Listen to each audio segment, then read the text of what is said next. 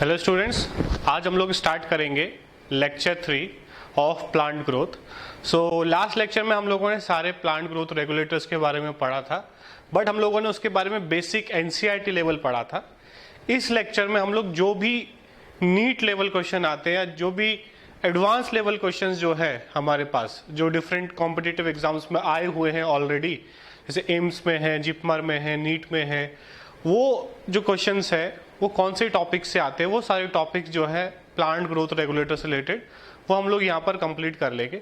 ठीक है, तो हमारा ये चैप्टर आज इस लेक्चर में कंप्लीट हो जाएगा। जो भी चीज़ें हमने छोड़ दी थी या जो भी चीज़ें एनसीईआरटी में मेंशन नहीं है वो हम लोग इस लेक्चर में कंप्लीट कर लेंगे। ठीक है, तो स्टार्ट करते हैं। हमको पता है कि प्लांट ग्रोथ रेगुलेटर जो है वो 5 टाइप्स के हैं। उसमें से फर्स्ट है ऑक्सिन। इसमें से कुछ चीज़ें हम ऑलरेडी पढ़ चुके हैं, जैसे first of all Charles Darwin and F Darwin studying phototropism they observe coleoptile bending, ये हम पढ़ चुके हैं, तो इसको दोबारा लिखने की जरूरत नहीं है अगर आपने लिख लिया है। उसके बाद बॉयसन एंड जेनसन ने ओट अवीना सेटाइवा पे प्लांट पे एक्सपेरिमेंट किया। ये एक्सपेरिमेंट भी मैंने आपको समझाया था। इन्होंने क्या किया, in the first experiment he remove the coleoptile tip and then replace it on the stump. On providing unilateral light the coleoptile tip give positive curvature. इन्होंने क्या किया, एक प्लांट था, ठीक है, उसका टिप कट कर दिया। ठीक है, टिप जो है कट कर दिया और उसको उसके ऊपर रख दिया। ठीक है, जो कटा हुआ टिप था वो उसके ऊपर उसमें रख दिया। ठीक है, और इधर से इन्होंने लाइट दिया, तो इसमें इनको बेंडिंग देखने को मिला। ठीक है, जब इन्होंने इधर से इसको लाइट दिया तो इनको इसमें जो है यहां पर बेंडिंग होते हुए देखने को मिला। ठीक है, उसके बाद they observe that if gelatin is inserted between the tip and cut stump then coleoptile bend toward the united light. If mica is inserted then coleoptile fail to show phototropism. हाँ, अब इसका मतलब क्या है कि जब इन्होंने कट कर दिया ये, ठीक है, जब कट किया और नीचे वाले पार्ट को स्टंप बोल रहे हैं, जो नीचे वाला पार्ट है उसे स्टंप बोल रहे हैं, और यहां पर इन्होंने क्या किया, बीच में एक बार जिलेटिन इंसर्ट किया और एक बार माइका, ये जो हमारे फर्नीचर के ऊपर लगा रहता है माइका वो। ठीक है, तो जब इन लोगों ने यहां पर मान लो इसको जो है ये है जिलेटिन, ठीक है, तो इन्होंने जिलेटिन इंसर्ट किया। उसके बाद क्या किया इन लोगों ने, इन्होंने इधर से इसको लाइट दिया। ठीक है, जब लाइट दिया तो क्या देखने को मिला इनको कि ये जो है ये बेंड हुआ, ये जो है ये विद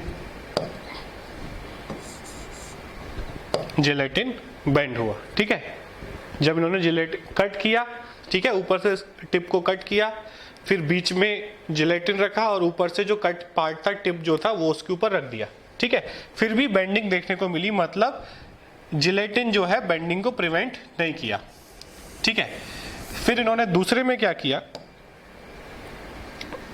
दूसरे वाले एक्सपेरिमेंट में क्या किया, यहां पर जो इन लोगों ने कट किया सेम उसी तरीके से और माइका रखा, उसके ऊपर टिप रखा। ठीक है, जब माइका रखा और इधर से लाइट दी तो कोई भी बेंडिंग इनको देखने को नहीं मिली, नो बेंडिंग। इससे इन्होंने क्या कंक्लूड किया कि टिप में जो है ऑक्सिन बनता है और ऑक्सिन पूरे पार्ट में नीचे जो है जिसको स्टंप बोल रहे हैं उसमें जाता है, और जब पूरे ऑक्सिन पूरे में फैल जाता है तब बेंडिंग होती है। ठीक है, तो जिलेटिन जो है वो एक बायोमोलिक्यूल है, ठीक है, एक ऑर्गेनिक मॉलिक्यूल है जिसमें से ऑक्सिन पास हो जा रहा था, स्टंप में जा रहा था, बट जब उसने माइका रख दिया, ठीक है, माइका जो है एक सिंथेटिक चीज है और उसके थ्रू ऑक्सिन पास नहीं हो पाया, इसलिए बेंडिंग नहीं हो पाई। ठीक है, तो इससे ये कंक्लूड किया कि जो टिप है वो ऑक्सिन बनाती है, बट बनाने के बाद ऑक्सिन जो है वो पूरे ग्रास के या फिर जो भी लीफ है या जो भी टिप है वो पूरे नीचे तक ऑक्सिन जाता है, जिससे फाइनली लाइट की तरफ बेंडिंग होती है। ठीक है, तो काफी इंपॉर्टेंट एक्सपेरिमेंट था जिससे ये पता चला। ठीक है, उसके बाद इसमें से क्वेश्चंस आते हैं। F W went discovery of auxin उन्होंने की, कॉइन द टर्म ऑक्सिन, ये क्वेश्चन आता है। आइसोलेटेड ऑक्सिन फ्रॉम टिप्स और कोलेप्टाइल्स ऑफ ओट सीडलिंग। उसके बाद सबसे इंपॉर्टेंट क्वेश्चन जो यहाँ से आते हैं वो आते हैं हमारे कि ऑक्सिन अगर हमें किसी चीज में फाइंड करना है तो कौन सा टेस्ट करें। जैसे कोरोना का आजकल चलता है ना कि आरटी-पीसीआर टेस्ट करना है, उससे आइडेंटिफाई होता है। उसी तरीके से अगर मुझे किसी चीज में पता करना है कि ऑक्सिन है या नहीं तो मुझे उसका बायो ऐसे करना पड़ेगा और उस टेस्ट को बोलते हैं अवीना कर्वेचर टेस्ट। ठीक है, तो ये बहुत इंपॉर्टेंट है। ठीक है, ये हमको नोट कर लेना है। उसके बाद फिजियोलॉजिकल इफेक्ट्स इनके, अब देखो बहुत सारे फिजियोलॉजिकल इफेक्ट्स यहाँ पे दिए हुए हैं, सारे हमको याद नहीं करने हैं और पूरा डिटेल में भी नहीं लिखना है। हमको क्या करना है, जैसे एपिकल डोमिनेंस नाम से पता चल रहा है तो सिर्फ उतना ही लिख लेना, उसका जो डिस्क्रिप्शन है वो करने की जरूरत नहीं है। एपिकल डोमिनेंस का मतलब है ऑक्सिन जो है प्लांट की हाइट को बढ़ाना चाहता है और साइडवेज ग्रोथ को वो जो रोक देता है, डोमिनेट करता है उसके ऊपर। ठीक है, उसके बाद सेल डिवीजन, सेल एनलार्जमेंट, कलस फॉर्मेशन। ठीक है, डिस्क्रिप्शन लिखने की जरूरत नहीं है। शॉर्टनिंग ऑफ इंटरनोड्स नाम से पता चल रहा है। Prevention of lodging, auxin spray prevent lodging of crops. Lodging मतलब जब क्रॉप जो है वो गिर जाती है, जब हवा चलती है तो क्रॉप जो है वो एकदम गिर जाती है। ठीक है, तो क्रॉप जो है वो इरेक्ट खड़ी रहे उसके लिए उस लॉजिंग को प्रिवेंट करता है। Root initiation, rooting on stem cutting, याद रखना स्टेम कटिंग्स में ये रूट इनिशिएशन करेगा, नॉर्मल प्लांट में नहीं। उसके बाद पोटैटो डोरमेंसी में, ठीक है, इस पॉइंट को आप छोड़ सकते हो, ये क्वेश्चन नहीं आता है, उसी तरीके से इसको भी छोड़ सकते हो। ठीक है, ये इंपॉर्टेंट है। उसके बाद हमारा ये वाला इंपॉर्टेंट है, फर्स्ट और फिफ्थ। प्रिवेंशन ऑफ एब्सिशन, ये इंपॉर्टेंट है, IAANA सबकी फुल फॉर्म में लिखा चुका हूँ। Prevents premature abscission of plant organs. ठीक है, प्रीमैच्योर एब्सिशन मतलब पहले उसकी डेथ ना हो जाए, एजिंग ना हो जाए। ठीक है, वो गिर ना जाए, प्रीमैच्योर इसको प्रिवेंट करता है। ठीक है, तो ये 7th, 5th और 1st ये 3 इंपॉर्टेंट पॉइंट है। उसके बाद auxin is inhibitor of flowering but it promotes uniform flowering in pineapple. Normally auxin जो है वो फ्लावरिंग को इनहिबिट करता है बट पाइनएप्पल में वो यूनिफॉर्म फ्लावरिंग करवाता है। तो सिर्फ हमको यहाँ पर पाइनएप्पल और लीची, ठीक है, पाइनएप्पल और लीची में वो यूनिफॉर्म फ्लावरिंग मतलब पूरे प्लांट पे पूरे एरिया में फ्लावरिंग हो वो प्रमोट कर रहा है। बट नॉर्मली अगर पूछे तो उसका इफेक्ट क्या है, इनहिबिटर ऑफ फ्लावरिंग। ठीक है, तो ये हमको याद रखना है। ये जो है इसमें एक पॉइंट हमको याद रखना है कि इनहिबिटर ऑफ फ्लावरिंग है बट पाइनएप्पल और लीची में ये यूनिफॉर्म फ्लावरिंग करवाता है। ठीक है, उसके बाद seedless fruit can be produce by spray of IA। ठीक है, पार्थिनोकार्पी जिसे हम बोलते हैं, seedless development of fruit is known as parthenocarpy, तो उसमें ये हेल्प करता है। ठीक है, तो इंपॉर्टेंट पॉइंट्स लिखने हैं, पूरा डिस्क्रिप्शन लिखने की जरूरत नहीं है। ठीक है, डिस्क्रिप्शन आप छोड़ सकते हो। उसके बाद सेलेक्टिव वीड किलर है ये। ठीक है, इस जैसे एजेंट ऑरेंज, ये बहुत इंपॉर्टेंट है, याद कर लेना। 2,4-D और 2,4,5-T ये दोनों ऑक्सिन के टाइप है जिनको एजेंट ऑरेंज के नाम से जाना जाता है। ठीक है, और ये डाइकॉट ब्रॉड लीफ वीड्स को किल कर देता है। ठीक है, अगर आप मोनोकॉट की खेती कर रहे हो वीट का, राइस का, तो डाइकॉट वीड्स को अगर हम ये डालेंगे तो डाइकॉट प्लांट वहाँ ग्रो नहीं होंगे, डाइकॉट वीड्स वहाँ ग्रो नहीं होंगे। ठीक है, एजेंट ऑरेंज जो है वो बायोवार, बायो वेपन में भी यूज होता है। USA ने यूज किया था वियतनाम के ऊपर, जब USA और वियतनाम का लड़ाई चल रहा था तो US अपने हेलीकॉप्टर्स और प्लेन के थ्रू जो वियतनाम का एग्रीकल्चर है उसके ऊपर एजेंट ऑरेंज स्प्रे कर देता, जिससे उनकी क्रॉप्स जो है वो मर जाती थी और वो लोग खाने के लिए किसी और कंट्री पर डिपेंडेंट रहते थे। फिर बाकी कंट्रीज को USA प्रेशर करता था कि कोई वियतनाम को खाने का नहीं देगा, कोई उसको जो है फूड सप्लाई नहीं करेगा, वीट सप्लाई नहीं करेगा, और अल्टीमेटली वियतनाम को सरेंडर करना पड़ा USA के सामने कि हाँ भाई हम आपसे नहीं लड़ेंगे, हम जो है हम वॉर को ख़त्म कर रहे हैं। ठीक है, तो ये बायो वॉर में या नॉर्मल वॉर में भी ये यूज़ किया जाता है एज ए बायो वेपन। ठीक है,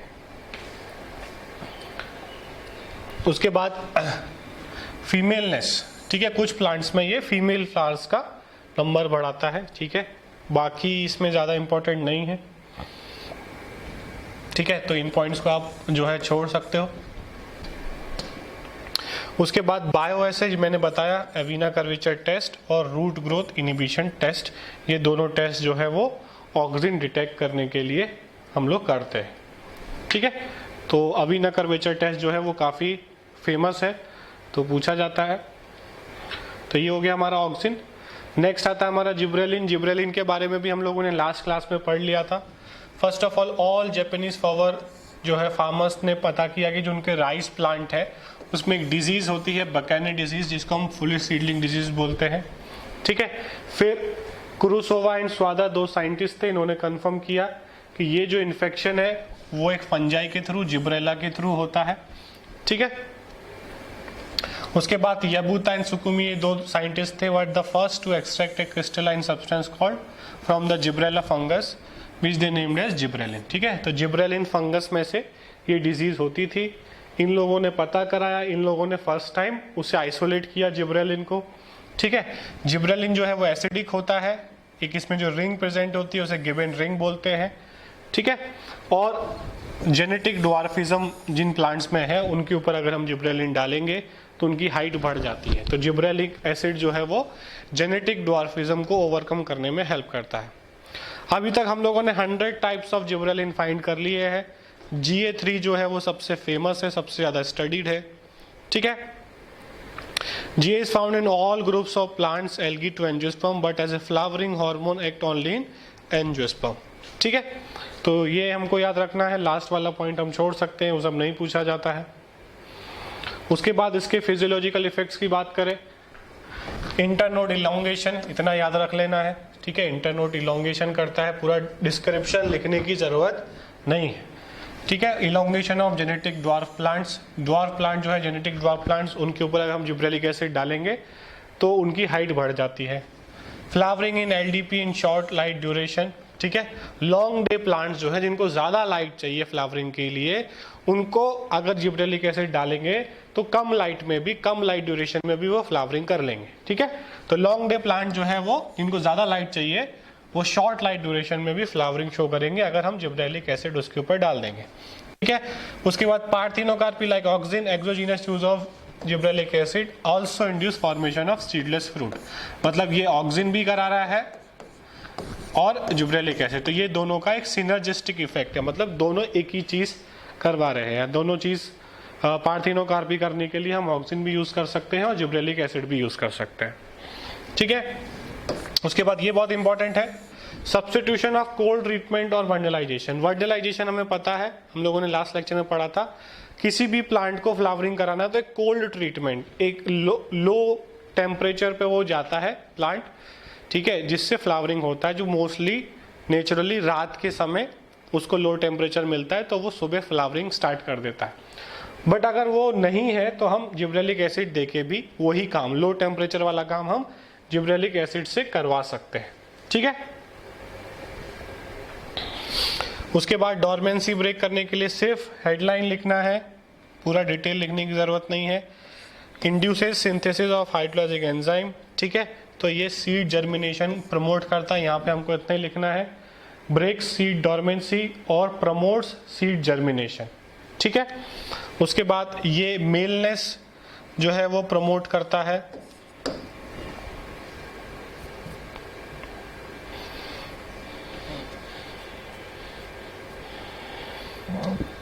ठीक है, क्यूक्यूमिस और कैनाबिस में ये मेल फ्लावर्स को प्रमोट करता है। ठीक है, ये तो ना डिटेल ये इम्पोर्टेंट नहीं है, तो पॉइंट्स लिखने हमको। ठीक है, डिटेल में नहीं लिखना है।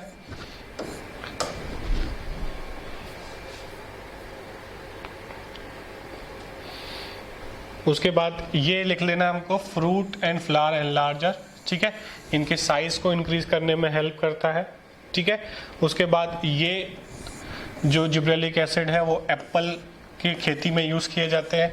ठीक है, फर्मेंटेशन में जो है हेल्प करता है जिब्रेलिक एसिड ईस्ट की ग्रोथ बढ़ाने को। तो जितना ज़्यादा ईस्ट ग्रोथ होगा उतना ज़्यादा वो अल्कोहल बनाएगा, तो अल्कोहल इंडस्ट्री में यूज़ किया जाता है।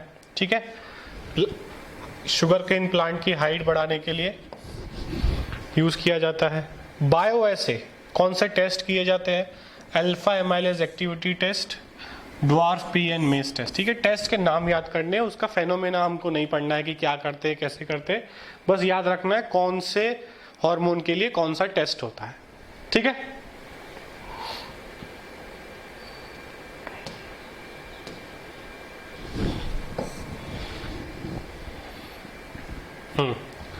अभी हम लोग आगे चलते हैं। नेक्स्ट है हमारा साइटोकाइनेंस। ठीक है, तो साइटोकाइनेंस जो है ये जो है भी प्लांट ग्रोथ प्रोमोटर में आता है। हम लोगों ने ऑक्सिन पढ़ लिया, ठीक है, जिब्रेलिक एसिड पढ़ लिया, उसके बाद हमारा साइटोकाइनिन ये भी प्लांट ग्रोथ प्रोमोटर में आता है। और इसके बाद दो जो हार्मोन्स बचते हैं इथाइलिन और एब्सिसिक एसिड, ये प्लांट ग्रोथ इनिबिटर्स में आते हैं। ठीक है, तो it is last plant growth promoter. Cytokinin नाम से पता चलता है कि कहीं ना कहीं ये साइटोकाइनेसिस सेल डिवीजन में हेल्प करता होगा। ठीक है, तो डिस्कवर्ड बाय मिलर।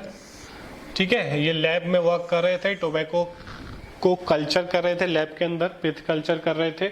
ठीक है, और इन्होंने क्या किया, एक हैरिंग फिश फ्रॉम डीएनए को उसमें ऐड किया, जिससे देखा कि जो पिथ कैलस जो है वो अच्छे से ग्रो कर पा रहा था लेबोरेटरी के अंदर। ठीक है, तो इन्होंने आइसोलेट किया एक active substance from autoclave DNA from herring sperm which stimulated cell division and name this substance as kinetin. ठीक है, तो इन्होंने फर्स्ट टाइम काइनेटिन डिस्कवर किया, जो कि एक साइटोकाइनिन का ही टाइप है, from autoclave DNA from herring sperm. ठीक है, ये क्वेश्चन आता है कि कहां से फर्स्ट टाइम मिला। उसके बाद term cytokinin by Letham, phytokinin by Osborne and kinin by schools. ठीक है, अलग अलग सबने टर्म दिए थे, वो सारी चीजें वही। First natural cytokinin was identified and crystallised from immature corn grains by Letham and named as zeatin. ठीक है, तो फर्स्ट नेचुरल जो साइटोकाइनिन हम लोगों को मिला वो जियाटिन में से मिला, मींस प्लांट में से मिला। कौन सा प्लांट? Corn plant. ठीक है, उसके बाद most common cytokinin in plants is isopentenyl adenine zeatin. तो ये क्वेश्चन भी पूछा जा सकता है, सबसे कॉमन, जैसे जिब्रेलिक एसिड में GA3 सबसे कॉमन है, उसी तरीके से सबसे common cytokinin is isopentenyl adenine zeatin.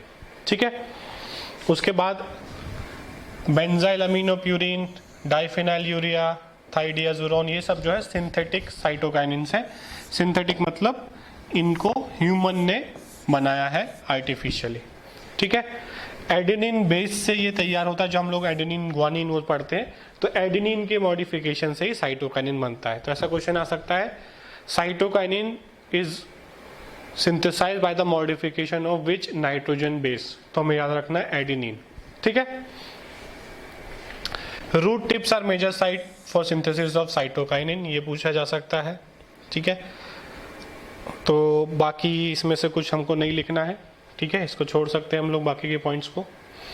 उसके बाद इसके फिजियोलॉजिकल इफेक्ट्स की बात करें तो नाम से ही पता चलता है सेल डिवीजन और सेल एनलार्जमेंट में हेल्प करेगा। Formation of interfascicular cambium and induce secondary growth, ये इंपॉर्टेंट पॉइंट है। ठीक है, उसके बाद ये बहुत इंपॉर्टेंट पॉइंट है कि हाई ऑक्सिन और लो CO साइटोकाइनिन रूट फॉर्मेशन में हेल्प करता है। ठीक है, और हाई साइटोकाइनिन और लो ऑक्सिन जो है वो शूट डिफरेंशिएशन में हेल्प करता है। ठीक है, तो इनका कॉन्सेंट्रेशन प्लांट में या उस रीजन में, शूट में या रूट में कैसा है, वो डिसाइड करेगा कि क्या होने वाला है। अगर लो साइटोकाइनिन है और हाई ऑक्सिन है तो रूट का फॉर्मेशन होगा, और अगर हाई साइटोकाइनिन है और लो ऑक्सिन है तो शूट डिफरेंशिएशन होगा। ठीक है, तो ये हमको याद रखना है। उसके बाद counter action of apical dominance. ठीक है, मतलब ऑक्सिन जो एपिकल डोमिनेंस बनाए रखना चाहता है कि प्लांट की हाइट बढ़ती रहे, उसको ये अपोज करता है, मतलब ये ऑक्सिन के एंटागोनिस्ट काम करता है। ठीक है, उसके बाद सीड डोरमेंसी ब्रेक करता है, सब इतना लिखना है, आगे की लिखने की जरूरत नहीं है। ठीक है, सीड जर्मिनेशन में हेल्प करता है। ठीक है, उसके बाद डिले इन सेनेसेंस, सेनेसेंस को डिले करता है। The ageing process of leave usually accompanies with loss of chlorophyll in rapid catabolism, this is called as senescence. Senescence postponed by CK increases short life of plant parts, ठीक है। तो ये leaves की life को बढ़ा देता है, ठीक है। उसके बाद और भी कुछ पॉइंट्स हैं, ये इनको हम लोग छोड़ सकते हैं, ये इंपॉर्टेंट है, ठीक है। फीमेलनेस इंक्रीज करेगा, flowering in SDP also in long days, मतलब जो शॉर्ट डे प्लांट्स हैं अगर हम उन्हें ज़्यादा लाइट भी दे रहे हैं, लॉन्ग डे एक्सपोजर दे रहे हैं, फिर भी उनमें फ्लावरिंग कर सकते हैं अगर हम लोग साइटोकाइनिन ट्रीटमेंट दें, ठीक है। उसके बाद स्टोमेटा की ओपनिंग में हेल्प करता है। उसके बाद इसके टेस्ट कौन कौन से, टेस्ट से क्वेश्चन बहुत बार आते हैं, tobacco pith cell division test, chlorophyll preservation test, ठीक है, और soybean and radish cotyledon test. Test में क्या होता है, कैसे होता है, वो कोई नहीं पूछने वाला है, कोई सिलेबस में नहीं है, ठीक है। वैसे तो टेस्ट भी सिलेबस में नहीं है, ये आउट ऑफ एनसीईआरटी है, एनसीईआरटी में कहीं भी मेंशन नहीं है, बट इसके क्वेश्चन आते हैं, ठीक है। तो या फिर ऐसा क्वेश्चन आएगा, tobacco pith cell division test is used for which plant promoter, ठीक है, या प्लांट ग्रोथ रेगुलेटर। तो हमें याद रखना है कि टोबैको पिथ जो है वो साइटोकाइनिन के लिए होता है, उसी की तरह से अवीना कर्वेचर जो है वो ऑक्सिन के लिए होता है।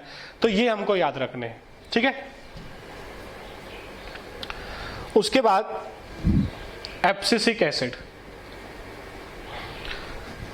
first indication of growth inhibitor was given by Osborn. First growth inhibitor was identified by Clark Efford, ठीक है। कहाँ से, पोटैटो में से, जिसका नाम रखा बीटा इनिबिटर, ठीक है। इन्होंने नाम रखा एप्सिसिन 2, और वेरिंग एंड रॉबिन्सन ने उसी चीज का नाम रखा डॉर्मेन, ठीक है। बाद में पता चला कि जो बीटा इनिबिटर है, एप्सिसिन 2 है, डॉर्मेन, वो सब एक ही चीज है, सेम है, और फाइनली उसका नाम एब्सिसिक एसिड रख दिया गया, ठीक है। साइंटिस्ट के नाम आने के चांसेस बहुत रेयर है, ठीक है, बट ये पूछा जा सकता है कि बीटा इनिबिटर, एब्सिसिन 2, डॉर्मेन, ये सब किसके टाइप हैं या किस तरह से डिस्कवर हुए थे, ठीक है। It is the most wide spread growth inhibitor synthesised by mevalonic acid pathway, ये नहीं पूछा जाएगा, ठीक है। पूछा क्या जाएगा, स्ट्रेस हार्मोन कौन सा होता है, ये प्लांट को स्ट्रेस से बचाता है, ठीक है। स्ट्रेस हार्मोन मतलब स्ट्रेस से बचा रहा है, स्ट्रेस ला नहीं रहा है, एंटी, एक तरह से साइंटिफिकली बोला जाए तो ये एंटी स्ट्रेस हार्मोन है, प्लांट को स्ट्रेस से बचाता है, स्ट्रेस के लिए तैयार करता है, ठीक है। Because it protects plant from adverse condition like water stress हो सकता है, हीट स्ट्रेस हो सकता है, सॉल्ट स्ट्रेस हो सकता है, increases tolerance of plant to various type of stresses, ठीक है। जैसे हम लोग आजकल कोरोना से बचने के लिए कोई काढ़ा पीता है, कोई च्यवनप्राश खाता है, वो क्या कर रहा है, हमारा इम्यूनिटी को हम बढ़ा रहे हैं पहले से, स्ट्रेस ना आए, ठीक है। उसी तरीके से एब्सिसिक एसिड क्या है, प्लांट को स्ट्रेस से बचाता है, ठीक है। जो भी अनफेवरेबल कंडीशंस है, अनफेवरेबल जो कंडीशंस है, उससे तैयार करता है उनसे लड़ने के लिए, ठीक है। उसके बाद इसके फिजियोलॉजिकल इफेक्ट क्या है, एब्सिशन करता है, causes ageing and abscission of leaves and fruits, ठीक है। ये भी जरूरी है, ठीक है। फ्रूट्स गिरने चाहिए नीचे, ऐसे नहीं कि फ्रूट्स भाई प्लांट पे ही टंगा रहेगा, प्लांट पे ही सड़ गया, तो एब्सिशन भी जरूरी है। ऐसा नहीं कि भाई क्यों करा रहे, नहीं, एब्सिशन भी जरूरी है, पुराने लीव्स मरेंगे तभी नए लीव्स आएंगे, ठीक है। उसके बाद induce bird and seed dormancy, ठीक है, डॉर्मेंसी बढ़ाता है। आगे जो हम लोगों ने पढ़ा था वो डॉर्मेंसी को ब्रेक कर रहे थे, ये डॉर्मेंसी को बढ़ाता मतलब सीड को जर्मिनेट होने से रोकता है, ठीक है। सेनेसेंस बढ़ाता है लीव्स में, cell division, inhibition of cell division and cell elongation, एक तरह से ये एंटी साइटोकाइनिन काम कर रहा है। साइटोकाइनिन सेल डिवीजन बढ़ा रहा था, सेल इलोंगेशन बढ़ा रहा था, ये उसका उल्टा काम कर रहा है, ठीक है। तो ये हम याद रख सकते हैं। स्टोमेटा के क्लोजिंग करवाता है ये, डिले फ्लावरिंग इन एलडीपी, ठीक है। उसके बाद inhibitor of alpha amylase synthesis, ठीक है, सीड जर्मिनेशन को ब्लॉक कर देगा, क्योंकि जब तक अल्फा एमाइलेज नहीं बनेगा सीड जर्मिनेशन नहीं होगा, ठीक है। ये इंपॉर्टेंट पॉइंट्स है, हमको नोट कर लेने हैं, शॉर्ट में ही करने हैं, ज़्यादा डिटेल में हमको कुछ नहीं लिखना है। लास्ट आता है हमारा प्लांट ग्रोथ इनिबिटर इथाइलिन, ठीक है। इन्होंने क्या देखा, एच कजिन, इन लोगों ने क्या देखा कि राइपेंड ऑरेंजेस के पास अगर हम लोग कच्चे बनानास को रख दे रहे थे तो वो बनाना पक जा रहे थे, मतलब इन्होंने देखा कि राइपेंड ऑरेंजेस में से कोई चीज पास ऑन हो रही है, ठीक है। तो ये गैसियस पॉल्यूटेंट है, ठीक है, hydrocarbon, but Burg reported as a fruit ripening hormone. ठीक है, ये पॉल्यूटेंट में भी मिलता है इथाइलिन, बट बर्ग ने फाइंड किया कि ये प्लांट में से भी रिलीज होता है और ये फ्रूट राइपनिंग हार्मोन है। ठीक है, Pratt Goeschl recognise ethylene as a natural plant growth regulator. बाद में पता चला कि नहीं, ये प्लांट में से रिलीज होता है, ये कोई पॉल्यूटेंट नहीं है। ठीक है, biosynthesis of ethylene takes place by methionine. ये हमको याद रखना है कि मिथ्योनिन अमीनो एसिड से ही इथाइलिन बनता है। ठीक है, तो ये पूछा जा सकता है कि इसका प्रीकर्सर क्या है, इथाइलिन का प्रीकर्सर क्या है। ठीक है, कहाँ ज्यादा बनता हुआ हमें देखने को मिलेगा, राइपनिंग फ्रूट्स में और सेनेसेंट ऑर्गन में हमें इथाइलिन का प्रोडक्शन ज्यादा देखने को मिलेगा। ठीक है, तो पोस्ट हार्वेस्ट राइपनिंग। ठीक है, तो क्या करते हैं फार्मर्स जो है, कच्चा ही, जैसे आम की खेती में आजकल ये सीजन, आम का सीजन आने वाला है, तो क्या करते हैं लोग, कच्चे को ही तोड़ लेते हैं। ठीक है, जिससे उसका ट्रांसपोर्टेशन इजीली हो जाता है, पके को ट्रांसपोर्ट करने में दिक्कत आता है। ठीक है, वो फट जाता है, खराब हो जाता है, सड़ जाता है। कच्चे को ट्रांसपोर्ट करना इजी होता है, तो कच्चे को तोड़ लेते हैं, फिर ट्रांसपोर्ट करके ले जाते हैं जहाँ ले जाना है, और वहाँ जाके फिर आर्टिफिशियली जो है एथेफॉन, जो कि इथाइलिन का एक टाइप है, उसको यूज करके हम लोग जो है उसको फार्म हाउस के अंदर या स्टोरेज रूम के अंदर वहाँ पर उसको पकाते हैं। ठीक है, तो ये उसमें हेल्प करता है। उसके बाद स्टिमुलेट करता है senescence and abscission of leaves, flowering in pineapple को बढ़ाता है। स्टेम के ऊपर ट्रिपल रिस्पॉन्स देता है। ये क्वेश्चन बहुत बार आता है, तो ये नोट करना सबको। Inhibition of stem elongation, stem की इलोंगेशन को रोक देता है। Stimulation of radial swelling of stem, radially grow करने देता है।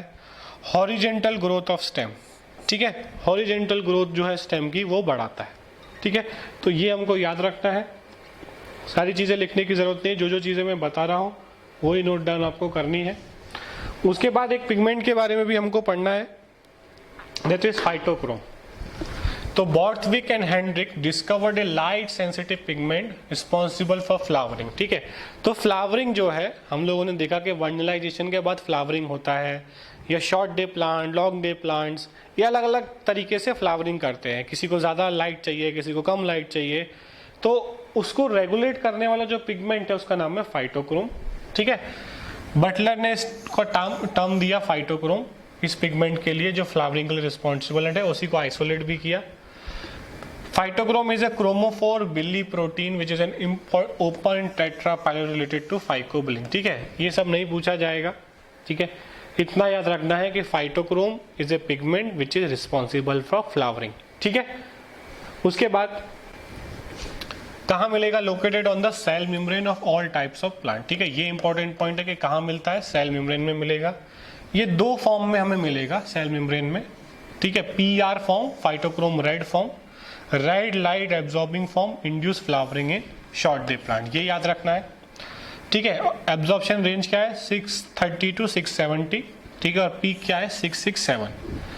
दूसरा फॉर्म जो है, फर्स्ट फॉर्म तो हो गया ये, दूसरा फॉर्म जो है वो मिलता है हमको किस फॉर्म में,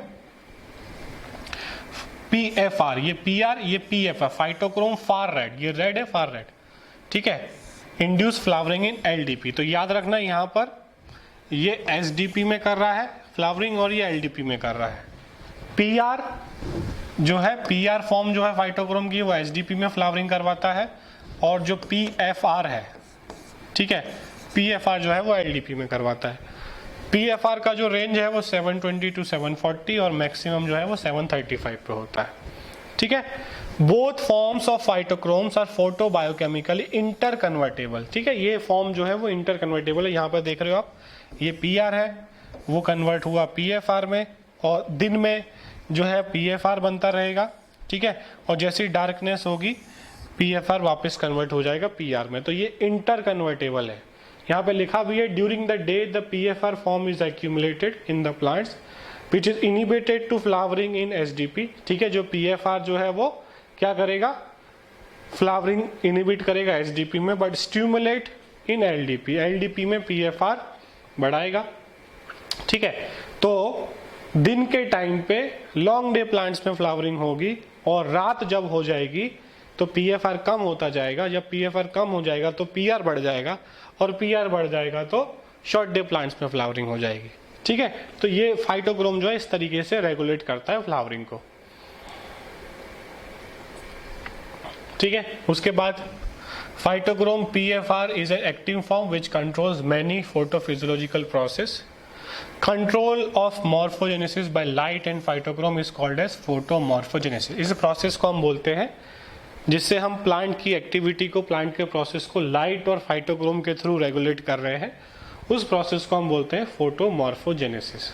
ठीक है, अब photomorphogenesis in higher plants appear to be under control of one of 3 photoreceptors. कौन इसको डिटेक्ट करता है?